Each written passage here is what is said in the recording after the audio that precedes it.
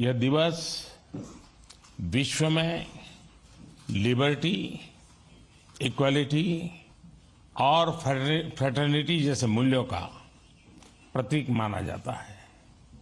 ये मूल्य हमारे दो लोकतांत्रिक देशों के संबंधों का भी एक महत्वपूर्ण आधार है। आज मुझे इस उत्सव में मुख्य अतिथि के रूप में शामिल होने का गौरव मिला। मुझे खुशी है कि इस अवसर की शोभा और गरिमा बढ़ाने के लिए भारत की तीनों सेनाओं की टुकड़ियों ने भाग लिया। भारतीय राफेल एयरक्राफ्ट का फ्लाई पास्ट भी हम सब ने देखा। हमारी नौसेना का जहाज भी फ्रांस के पोर्ट पर मौजूद था, यानी जल, थल, नभ हमारे बढ़ते सहयोग की एक शानदार तस्वीर हमें एक साथ देखने को मिली। कल राष्ट्रपति मैक्रोन ने मुझे फ्रांस के सर्वश्रेष्ठ राष्ट्रीय पुरस्कार से सम्मानित किया। ये सम्मान 140 करोड़ भारतवासियों का सम्मान है। फ्रेंड्स, हम अपनी स्ट्रेटेजिक पार्टनरशिप की 25वीं वर्षगांठ मना रहे हैं। बीते 25 वर्षों के मजबूत आधार पर हम आने वाले 25 वर्षों के लिए रोड मैप तैयार कर रहे हैं।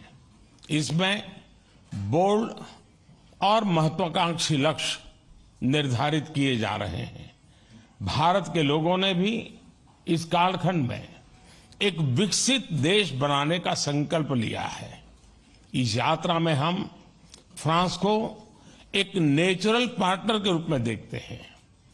2 दिनों में हमें आपसी सहयोग के सभी क्षेत्रों पर विस्तार से बात करने का अवसर मिल रहा है। आर्थिक संबंधों को और सुदृढ़ करना हमारी साझा प्राथमिकता है। Renewable energy, green hydrogen, artificial intelligence, semiconductors, cyber, digital technology जैसे अनेक क्षेत्रों में सहयोग बढ़ाने के लिए हम नए इनिशिएटिव्स की पहचान कर रहे हैं।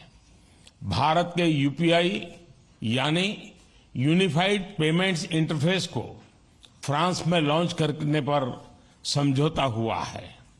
हम दोनों देशों के स्टार्टअप और इनोवेशन इकोसिस्टम को आपस में जोड़ने पर बल दे रहे हैं।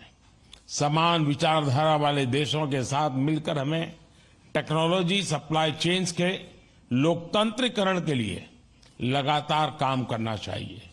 क्लाइमेट चेंज और पर्यावरण सुरक्षा हमारी साझा और मुख्य प्राथमिकता रही है। इस दिशा में हमने पहले ही इंटरनेशनल सोलर अलायंस स्थापित किया था, जो अब एक मूवमेंट बन गया है। अब हम ब्लू इकोनॉमी और ओशन गवर्नेंस के रोडमैप पर तेजी से काम करना चाहते हैं।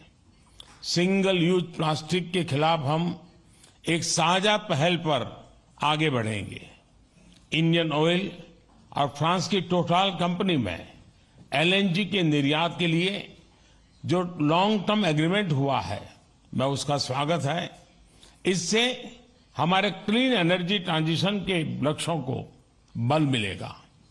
अब से कुछ देर बाद हम भारत फ्रांस सीईओज फोरम में भी हिस्सा लेने वाले हैं। दोनों देशों के बिजनेस प्रतिनिधियों के साथ आर्थिक सहयोग मजबूत करने पर विस्तार से चर्चा होगी। फ्रेंड्स, रक्षा सहयोग हमारे संबंधों का एक मूलभूत स्तंभ रहा है। यह दोनों देशों के बीच गहरे आपसी विश्वास का प्रतीक है। मेक इन इंडिया और आत्मनिर्भर भारत, इसमें फ्रांस एक अहम पार्टनर है।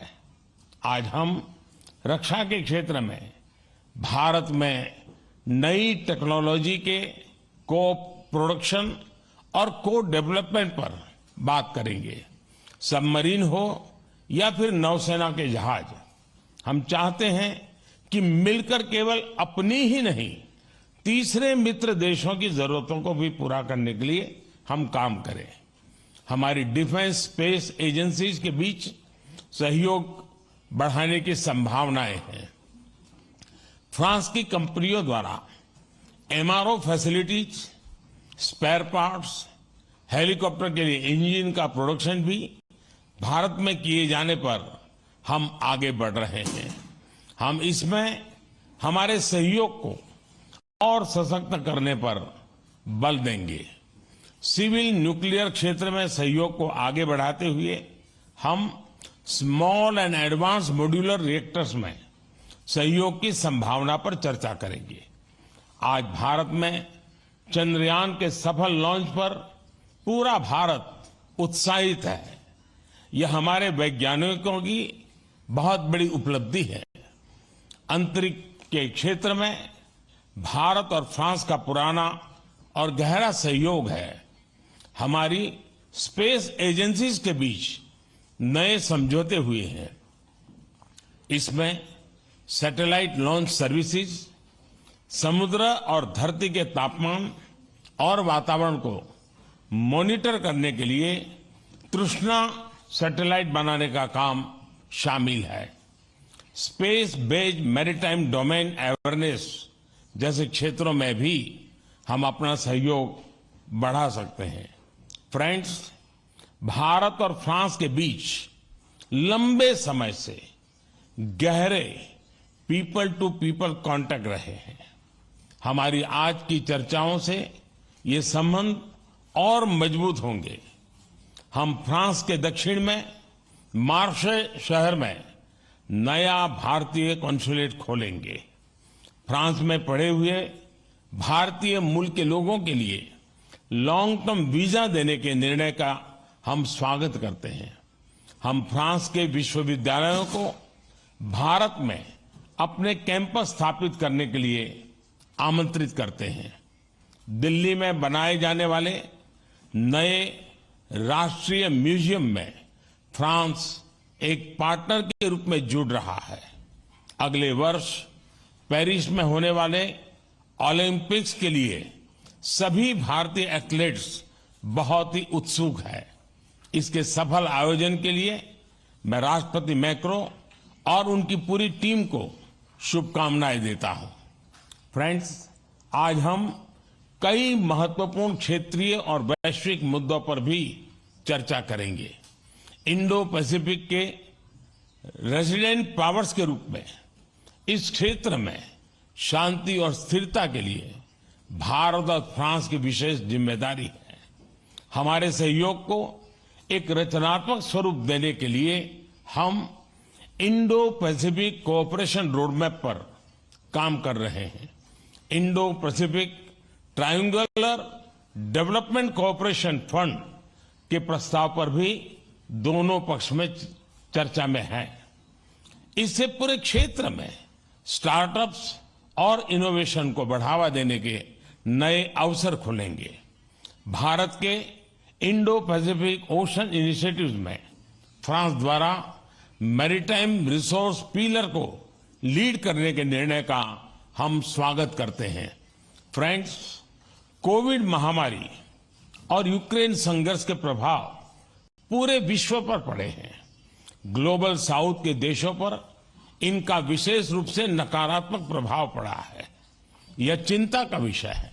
इन समस्याओं के समाधान के लिए सभी देशों का एकजुट होकर प्रयास करना आवश्यक है। हमारा मानना है कि सभी विवादों का समाधान डायलॉग और डिप्लोमेसी के माध्यम से होना चाहिए। भारत स्थायी शांति की बहाली में योगदान देने के लिए तैयार है। आतंकवाद के विरुद्ध लड़ाई में भारत और फ्रांस हमेशा साथ रहे हैं। हम मानते हैं कि क्रॉस बॉर्डर टेररिज्म को समाप्त करने के लिए ठोस कार्रवाई की आवश्यकता है। इस दिशा में सहयोग बढ़ाने पर दोनों देश सहमत हैं। राष्ट्रपति मैक्रो इस वर्ष G20 समिट के दौरान आपका भारत में स्वागत करने के लिए मैं और सभी भारतवासी बहुत ही उत्सुक हैं। एक बार फिर आपकी मित्रता और मुझे दिए गए आदर सत्कार के लिए मैं आपका बहुत बहुत धन्यवाद करता हूं।